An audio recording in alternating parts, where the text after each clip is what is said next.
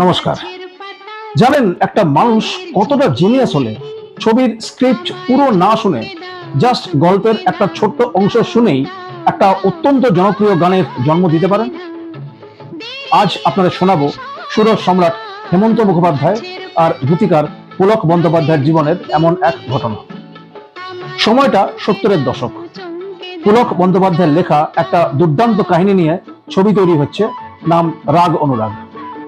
ছবির সুরের দায়িত্বে স্বয়ং হেমন্ত মুখোপাধ্যায়। ছবিতে মোট 8টা গান থাকবে। পুলকবাবু একদিন হেমন্তবাবুর কাছে গিয়ে ছবির গল্পটা সংক্ষেপে শোনালেন। চিত্রনাট্যের একটা জায়গায় টুইস্ট ছিল। সিনেমার নায়ক একজন বড় গায়ক, সে হঠাৎ একদিন নায়িকার গলায় গান শুনবে, এবার ওখানেই সে প্রথম প্রেমে পড়বে। মানে নায়িকাকে নায়কের চেয়ে ভালো সিঙ্গার হতে হবে। গল্পটা শুনে হেমন্তবাবু ওনার সেই চেনা সরল হাসিটা হাসলেন। তারপর পুলকবাবুকে বললেন, তাহলে পুলক, আজ তুমি ঘুরিয়ে বলেই দিলে যে লতা আমার থেকে অনেক ভালো গায়। আরে আমি কি সেটা জানি না? বেশ, ছবিতে নায়িকার ওই গানটা লতাই গাইবে। ছবির 8টা গানের মধ্যে 7টা গাইলেন হেমন্তবাবু নিজে, আর সেই বিশেষ গানটার জন্য বেছে নেওয়া হলো লতা মঙ্গেশকরকে। কিন্তু আসল টুইস্ট তো তখনও বাকি ছিল। কোনো একটা কারণে ছবির কাজ মাস দুয়েকের জন্য পিছিয়ে যায়। এর মধ্যে একদিন পুলকবাবু আর হেমন্তবাবু বসে অন্য একজন মহিলা শিল্পীর জন্য একটা নন ফিল্ম বেসিক গান তৈরি করছিলেন। পুলকবাবু সবে গানের মুখরাটা লিখেছেন, অন্তরা তখনও বাকি। ঠিক তখনই ঘটে যায় সেই ম্যাজিক।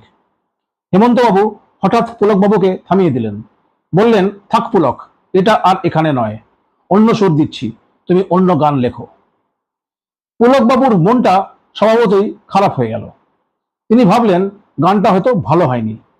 তিনি জিজ্ঞেস করলেন, হেমন্তদা, খারাপ হয়েছে? হেমন্তবাবু হেসে বললেন, না না, এটা খারাপ নয়, এটা তোমার ওই রাগ অনুরাগ ছবির সিচুয়েশনে একদম পারফেক্ট মিলবে। পুলক বন্দ্যোপাধ্যায় মনে মনে ওনাকে প্রণাম করেছিলেন।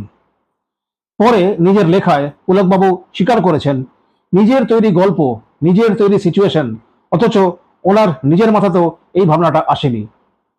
শুধু গল্পের জিস্ট শুনে হেমন্তবাবু যেভাবে অবলীলায় গানটা বেছে নিলেন, তা অসম্ভব চিন্তা শক্তি আর নাট্যবোধ না থাকলে সম্ভবই নয়। পরবর্তীতে লতা মঙ্গেশকরের কণ্ঠে ওই গাছের পাতায় রোদের ঝিকিমিকি আমায় চমকে দাও গানটির আকাশ ছোঁয়া জনপ্রিয়তা প্রমাণ করে দিয়েছিল সেদিন হেমন্ত মুখোপাধ্যায় কতটা সঠিক ছিলেন।